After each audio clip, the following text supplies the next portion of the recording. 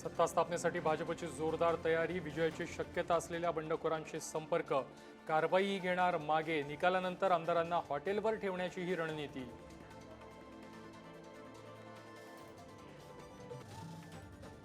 विधानसभा निकालापूर्वीच काँग्रेसची खबरदारी, विजयी आमदारांना एअरलिफ्ट करणार, विजयी आमदारांना एअरलिफ्ट करण्याची जबाबदारी विजय वडेट्टीवार यांच्यावर.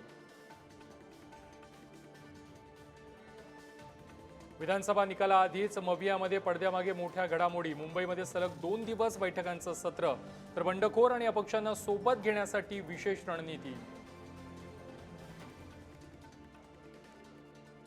बारामतीमध्ये पुन्हा अजित पवारांचे भावी मुख्यमंत्री म्हणून बॅनर, निकालाआधीच अजित पवारांच्या कार्यकर्त्यांकडून बॅनरबाजी. मुंबईतील सांदिवलीचे काँग्रेसचे उमेदवार नसीम खान यांच्या सुरक्षेत वाढ, संशयितांच्या मोबाईलमध्ये कोडवर्ड सापडल्यानंतर निर्णय, संशयित नसीम खान यांच्या अनेक प्रचार कार्यक्रम आणि रॅलींमध्ये झाले होते सहभागी.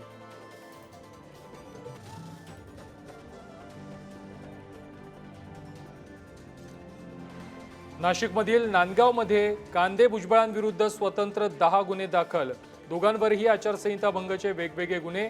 मतदाना दिवशी कांदे भुजबळ समर्थकांमध्ये झाला होता तुफान राडा. नवी मुंबई आंतरराष्ट्रीय विमानतळाशेजारच्या डोंगरावरील दर्ग्यासह अनधिकृत बांधकामावरती हातोडा, विमानतळ सुरक्षेच्या दृष्टीनं सिडको आणि पनवेल पोलिसांची कारवाई. अमेरिकेतील लाचखोरीच्या आरोपांनंतर अदानी समूहाचा मोठा फटका, अदानी शेअर्सची 23% घसरण, गुंतवणूक करणाऱ्यांनी 2,60,000 कोटी गमावले.